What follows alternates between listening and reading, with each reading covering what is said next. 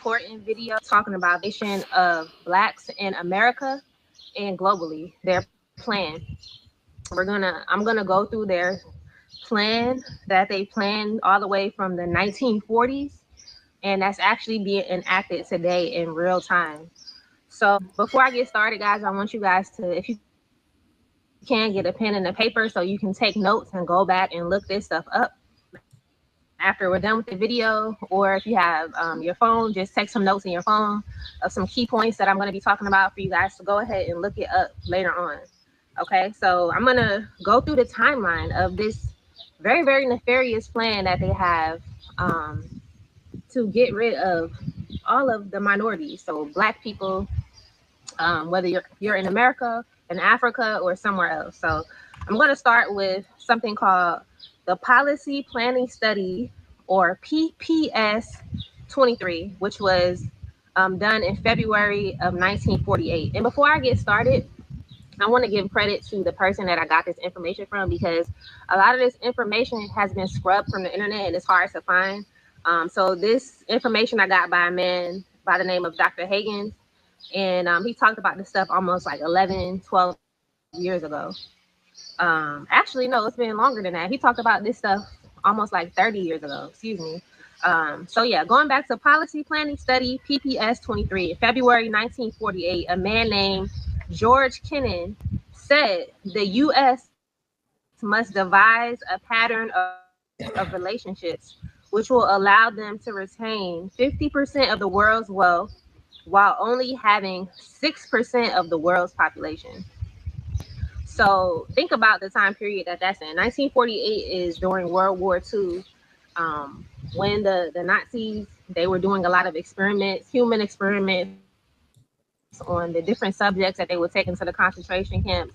And so they were doing studies on population control, how to make populations docile. They were using different techniques and things of that nature. So they actually brought a lot of these people over to the U.S.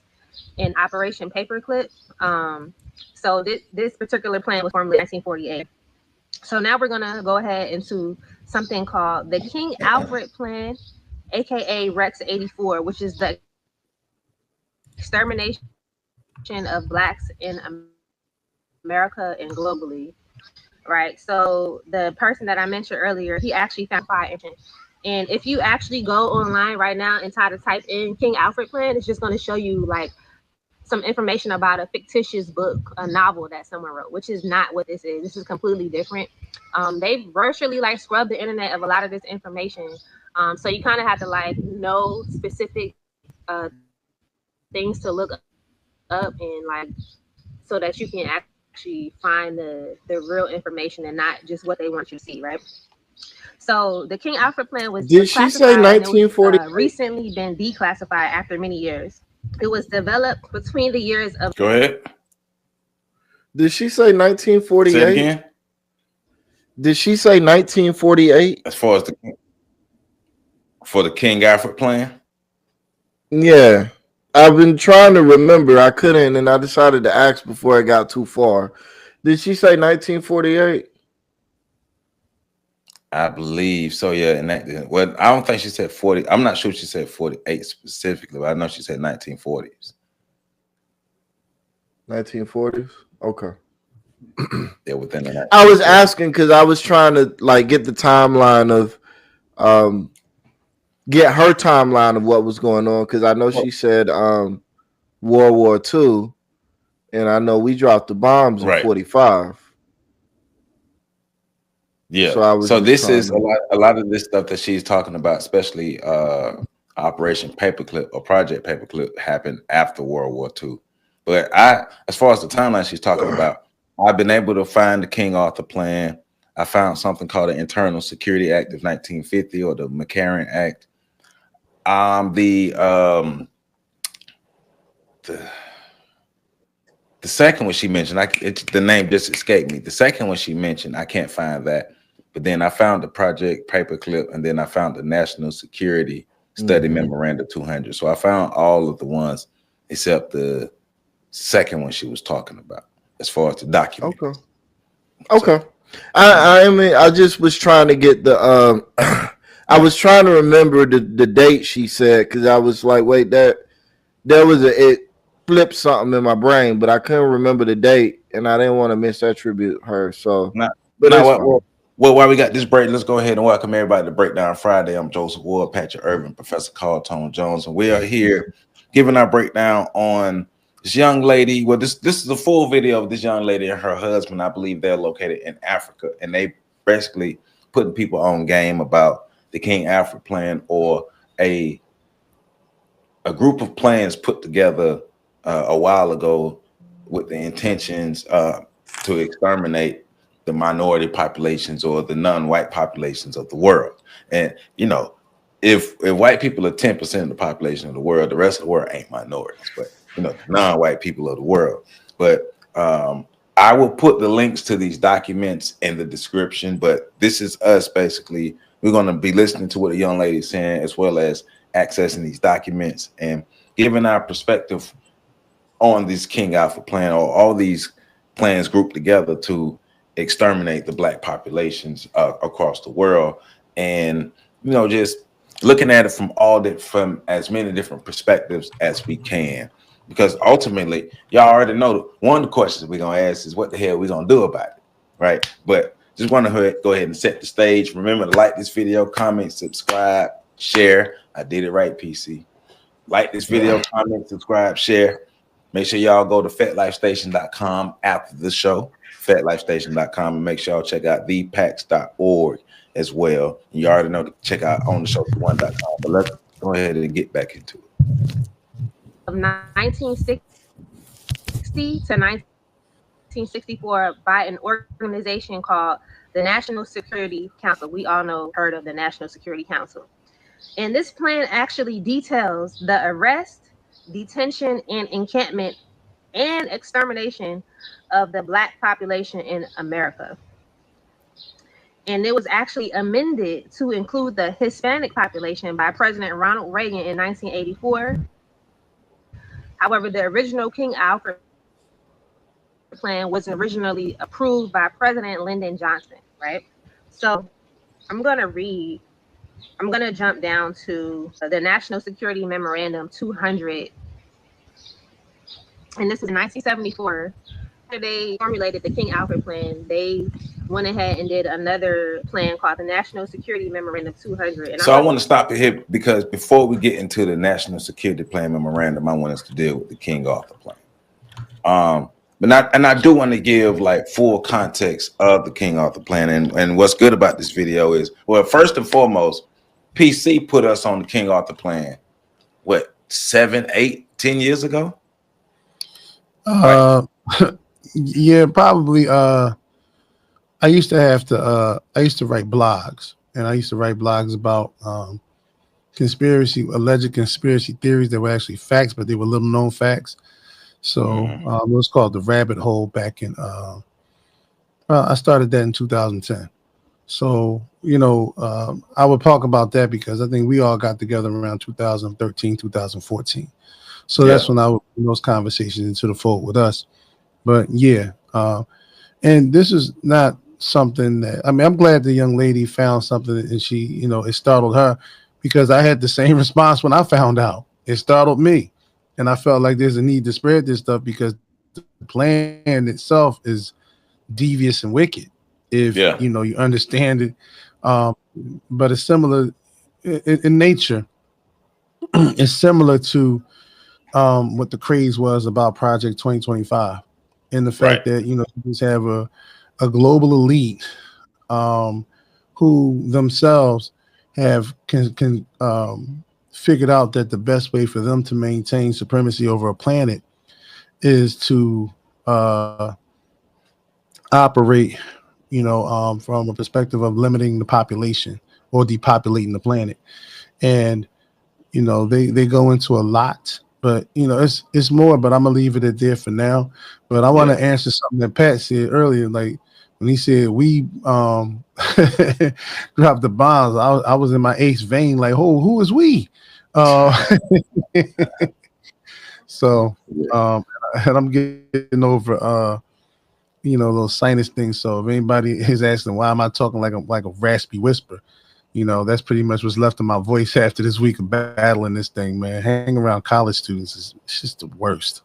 So look, you talking to somebody who do it every week. So Pat got a quick emergency, so he gonna be back. So real quick. But you know, the very first thought that I had when I saw this video is this young lady and her husband did their research, got these videos, put these videos out, and people ain't gonna do nothing with the information for the most part. And that's the sad part. And that's the sad part, because if you really think about in the context of world history and the relations that Europeans have had with African people, and because one of the atrocities that come to my mind is the extermination of the Tasmanians. But also, you know, because the first thought is, damn, most of us ain't gonna do nothing with this information, and that's sad. Then the second thought is, I wonder how much of this plan has already been enacted and how much of this plan has been reworked for modern times. Because, like, I want to read one part, because I have the King Alfred plan pulled up on my other computer here, and the first part, it says, in the event of widespread and continuing and coordinated racial disturbances in the United States, King Alfred, at the discretion of the president, is to be put into action immediately. And so widespread and continuing coordinated racial disturbances, that's not happening.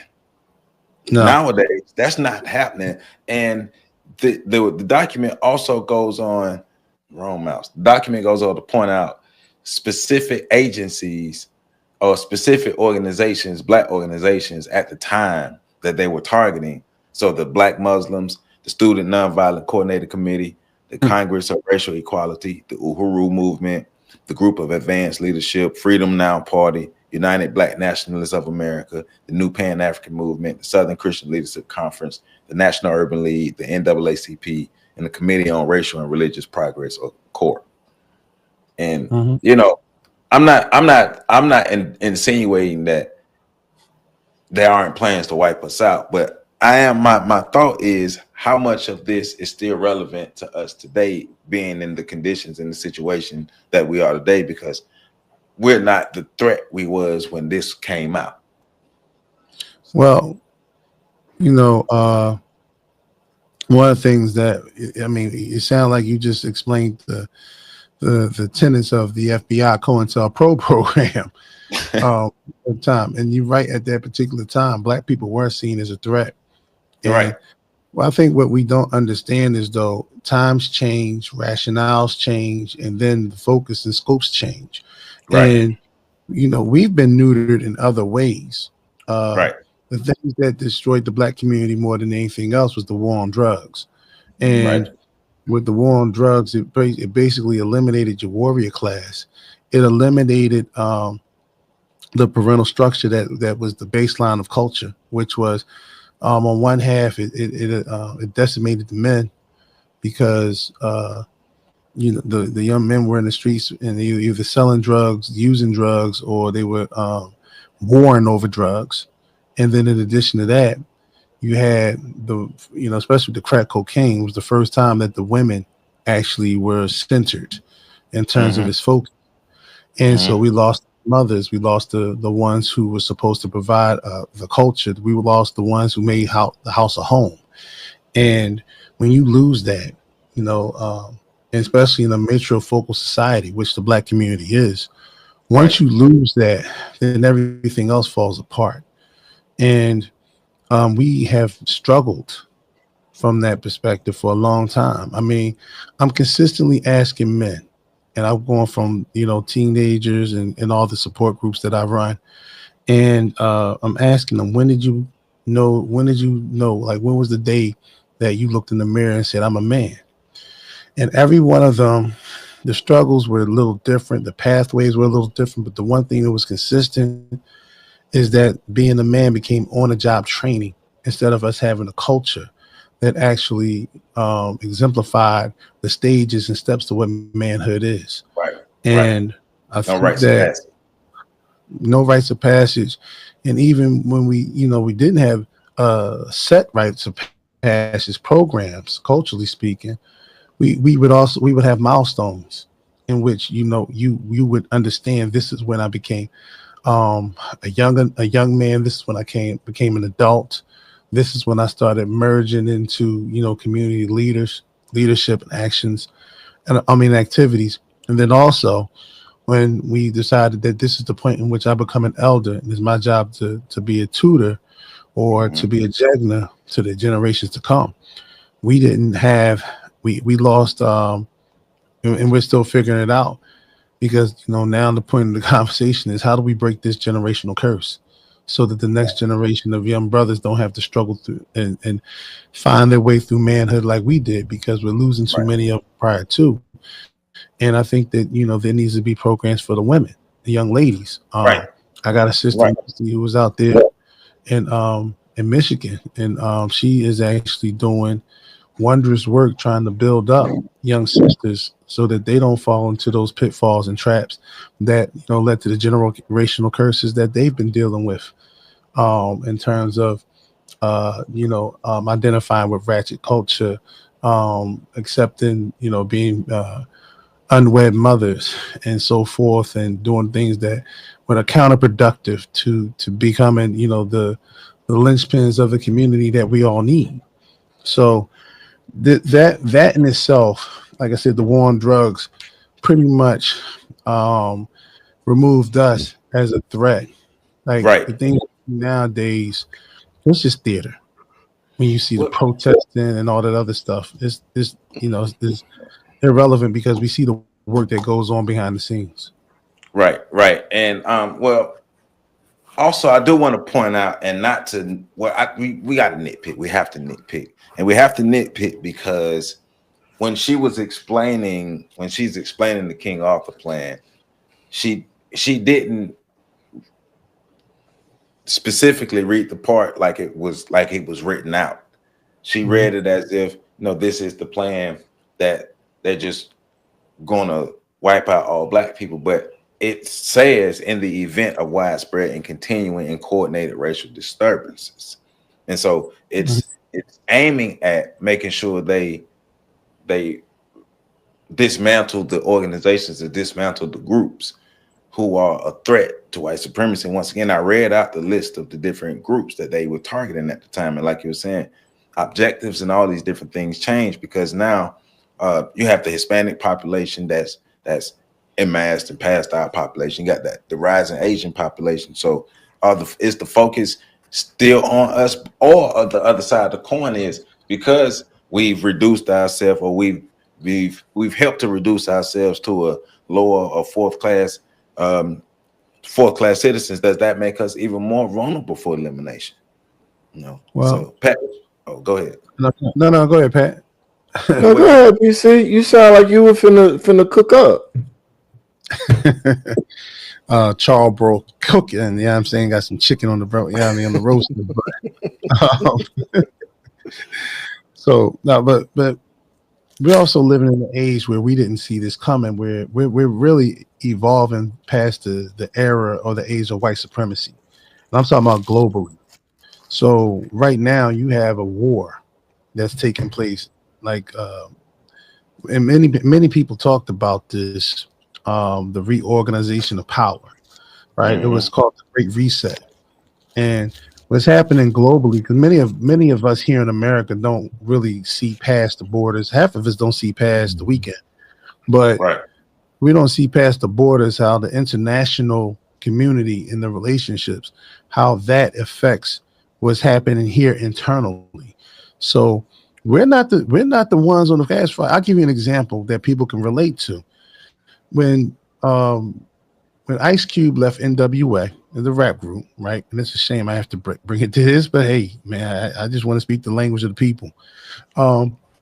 When they started having their battles back and forth, right? And then NWA came out with their album, and then Ice Cube came out with No Vaseline. People saw that as a legit beef, but when they asked Ice Cube about that recently, maybe like the last 3 or 4 years, and he was asking how long did the beef last with NWA. He said, "Oh, that wasn't long because Suge Knight came to the picture, so Easy had bigger fish to fry." So the battle with black people and white supremacy was similar to that. However, we have not been a threat to white supremacy since the 90s. And when a lot of this conversation was really populating. And white supremacy now has to deal with Asian supremacy. They have to battle within each other. So you see them going back and forth with the BRICS nations. So now they're having currency wars. It's a lot of things going on. They don't have to on us. I don't know, y'all might have lost me for a second. We still here. All right. They don't have to focus on us. We're pretty much in as we're in autopilot. Our collective self-destruction is in autopilot. They don't have to worry about us because we're not a threat to them. It's like we're a cat, but you've declawed. We've been declawed. So we can, right. The hairs on our backs may be raised and we can hiss, but they're looking at us like, man, give them some catnip. That'd be all right. And that's pretty much what we've become. So the need for this type of carnage and things of that nature that would have come if black people would have become, because it could have come to that if black people actually focused on building, but it becoming comfortable with being identified as white collar workers and access to the or being included in the so-called melting pot of what America became. But it didn't. Black people didn't strive. Black people, the ones that were born, got wiped out or placed in prison and became prisoners of war. And the ones who saw that and didn't want that to be them said, hey, man, listen, if you just give me a job, we'll leave all that other stuff alone. We no longer became the threat. And so the King Alfred plan, the plan they had in South Africa, Project Coast, which was biological warfare, where they were going to put chemicals into, the vaccines that would pretty much remove a black woman's ability to have children. You know what I'm saying? That was their counter to the end of apartheid in South Africa. All these different countries practiced it, but most of them learned what they learned from the eugenics programs that were right here in America. And I land my plane. Yeah. What are your thoughts, Pat, on the King Alfred plan and just our ability to do anything about it, or even is the King Alfred plan still relevant to the elimination of black Americans or black people across the globe today? I think it's still relevant to black people across the globe. Mm-hmm. I don't think that it's relevant for black people in America. One thing we never give white people credit for is they don't do anything just to do it. Right. Like there's a purpose behind all the atrocities that they've committed. Now, we might not think the purpose is worth the atrocity, but when you flip the lens and look at it from their perspective, it absolutely is usually. And so you look at it now and you say, well, what would be the purpose for destroying black people in America? It would do more harm to white supremacy than good to get rid of black people in America currently as things exist now. Right. And I think this is something we talk about a lot. The fact that times change. PC hit on it. You've hit on it. We've talked about it a lot in past videos. Black people aren't what we were before. We're not the Black Power black people from the 70s and 80s. We're not the golden era black people from the 90s. Right. We're not the civil rights and black liberation black people from the 60s, the 50s and 60s. We're not the black intellectuals from the 30s and 40s. We're not the black Renaissance from the teens and the 20s. We aren't the Reconstruction blacks. We aren't the newly freed slaves that had a vision and a hope and a belief in what they could achieve. Like, they've transitioned through all of those different types of blacks, and they've worked various different plans to get us to the blacks we are now. Yep.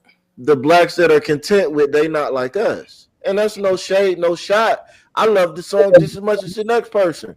And I was just as giddy as everybody else when he stared at the camera and said, "Hey, Drake." But I also understand that was the purest and most authentic expression of black power that this current iteration of black people have. Yeah. Yeah. That's about as dangerous as we get. Which is sad. It is. And I don't put that on Kendrick either, because that's not his role as an entertainer to be the tip of the spear. Yeah. That's not his job. Yeah, the people's supposed to have their stuff together already. Right. So I just want to say that before people start saying, no, I think what Kendrick did was amazing. I think what everybody is doing behind what Kendrick did be quiet. Severely lacking. Be quiet. Well, because I'm sorry. Go ahead. No, I was like, it's the same thing that applies to this video, because even looking in the comments of this video and seeing the comments, it's like the part that really comes to sadden me is like, let's say this plan is enacted tomorrow. We're done. Well, yeah. I mean, so there's no reason to physically eliminate black people in America right now. There's no reason for it. There are so many other people they could divert their resources towards eliminating that would yield a much bigger return on all of that energy. Right. So now, go ahead.